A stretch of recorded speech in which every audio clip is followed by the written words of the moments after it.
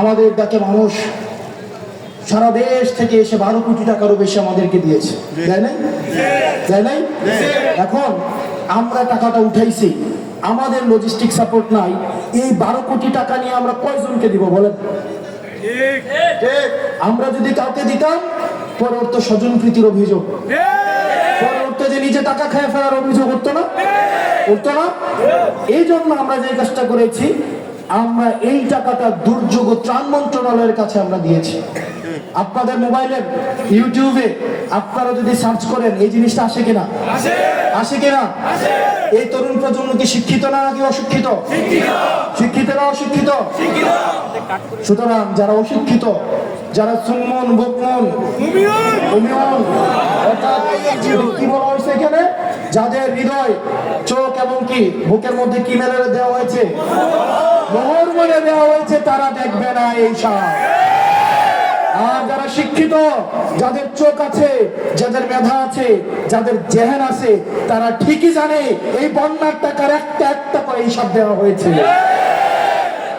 আওয়ামী লীগের যেই propaganda sell, তারা যদি আমাদেরকে প্রমাণ করতে পারে আমরা দুর্নীতিগ্রস্ত, এটির মধ্য দিয়ে তারা জুলাইকেও কলুষিত করতে পারে। এই প্রপাগান্ডার মধ্যে আমরা দেখতে পাই অনেক সময় বিএনপির ভাইয়েরাও এই ফাঁদে পা দেন। আপনাদের মোহর, আপনাদের দিলের মধ্যে মোহর মেরে দেওয়া হয়েছে। আপনাদের দিল উন্মুক্ত করেন, তাহলে দেখবেন একটা একটা করে পয়সার হিসাব আমরা দিয়ে দিয়েছি।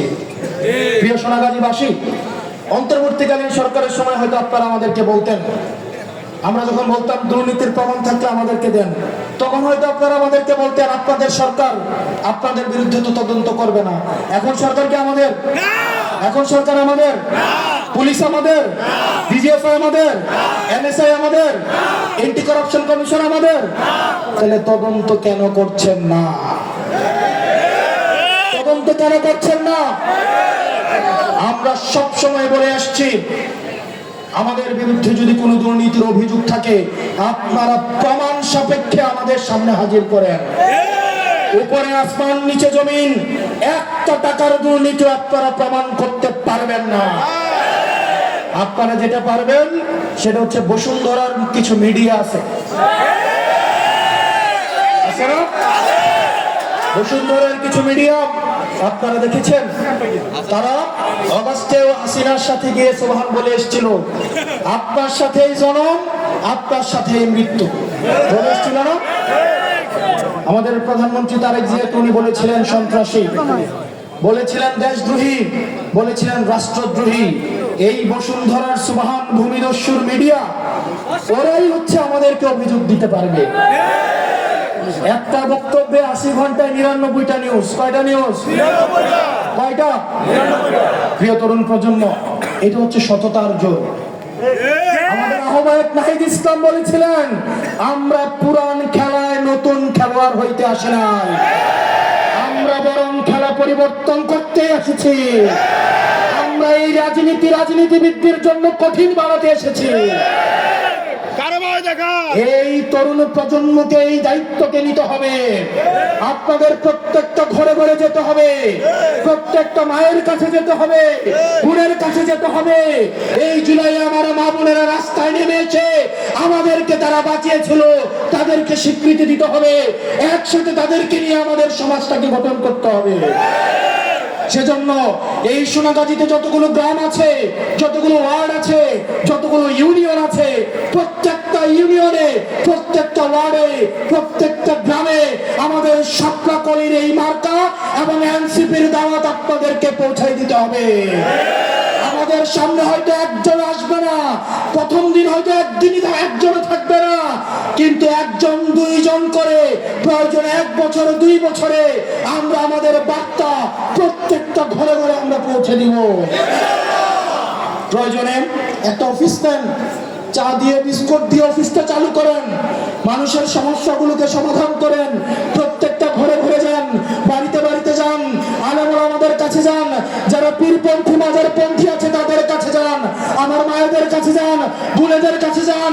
আমার মতে খালি হাতে বলেন আমার টাকার ক্ষমতা নাই, আমার বংশের ক্ষমতা নাই, কিন্তু আমি এই সমাজটাকে পরিবর্তন করতে চাই, আমাকে সহায়তা করেন। এই মা বোনেরা, স্কুল কলেজের শিক্ষার্থীরা, মাদ্রাসা পড়ু ভাইয়েরা, আমার মা বোনেরা আপনার জন্য সাহায্য নিয়ে এগিয়ে আসবে।